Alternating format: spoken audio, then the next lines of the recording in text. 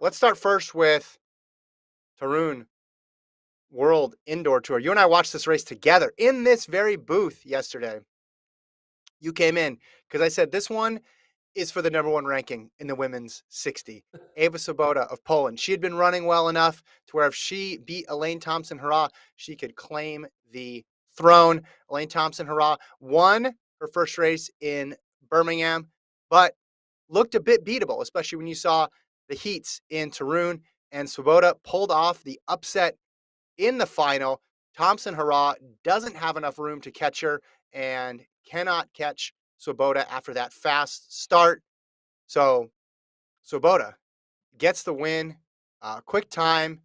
She is the person to beat now in the world in the 60, in part because Elaine Thompson-Herah is not going to run World Indoors, but Swoboda has now run 7 flat, 7:03, 7:04, and 7:06 this season. Gordon, your reaction to that race? Very impressed. Elaine Thompson-Herah almost was able to get back and Mhm. from because basically Sabona was in the lead the entire time. Like Thompson never had the lead.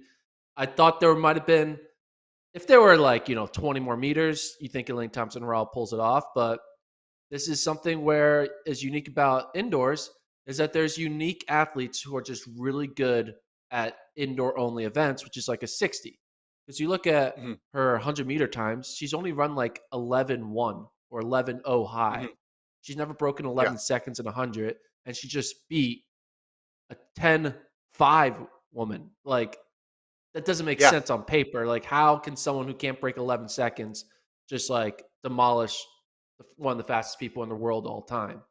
And it happens because it's only 60 meters. And hey, she's really good at this event, and I think it sets her up well to potentially win her first ever global gold. And it's looking good. She's the heavy favorite now because if are you reporting Yeah. that Elaine Thompson-Herah's not doing worlds? Is that like an official thing? I'm reporting based on her social media post that said Okay. "See ya outdoors." See you And when outdoors. when Okay. someone says "See ya outdoors," sometimes they do it after one race indoors, sometimes they do it after two, sometimes three. But when you get to "See ya outdoors," that means it is over. And I don't know if her decision was influenced by this race or if that was her plan all along. If the world record was the goal, she came up short from that this year. Obviously, in her two meets, she was never really close to getting that mark from Privalova. So I think you're right. This is Swoboda's to lose at this point. There's only a couple weeks until World Indoor Championships. Also sets up well for the Americans right now too. Whichever two Americans qualify, they're in good position. You could throw Brianna Williams of Jamaica in there as someone who's run really well this year too, because Thompson-Herah not being there. I think if she did run World Indoors, um, people wouldn't count her out because they say, all right, she lost, but it was pretty close there. She has run 10-5, get another couple races under her belt, get a little bit better start, and she'll be good to go. But I guess when it comes to Thompson-Herah, do you take anything from these two meets in terms of what it means for what she can do outdoors?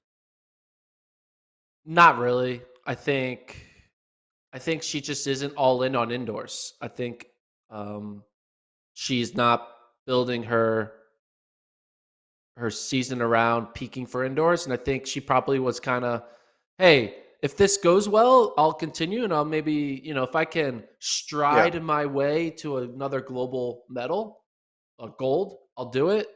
But she clearly can't stride her way because there's someone like Sabota in her way who is not just striding, but sprinting incredibly fast times, running low sevens, multiple races in a row. And it's Yeah. like, all right. She's like, all right, I'm going to stay away from this. I'm going to let her take off and potentially break 7 seconds, and I'll just focus on outdoors. I do want to say this though. The year's 2022. Twitter has Yeah. been around for a decade, right? Over a decade. How do people still not know how to use Twitter? Look at Elaine Thompson-Herah tweet. Do they not know how hashtags work? That you need to put a space between the hashtags Oh, you got to put the for them space. to Yeah. actually link. Put Cole, put this up on the screen if you're there. Well, Does she not know how Maybe to she use a posted it hashtag? quickly after the race. Yeah. Well, she got the It's sponsor just tag in there, and that's the most important thing. yeah. So It's just just don't every forget the time sponsor tag. This is every time I crazy see coming from someone Gordon that he thinks someone doesn't use know how to use Twitter. That's crazy. I know how to use Twitter. It's just interesting that someone doesn't know how to use a hashtag because Gordon she's finally an found a tweet intelligent he could woman. understand. She knows to put space. She should know to put a space between the hashtags, or else it doesn't work. Anyway, This is I Gordon. digress. Read the emojis literally, Gordon. Anyway, Clapping emojis. Listen, that's just a little thing that so bothers me. you're not, so That you're and that not, her she's not running Worlds.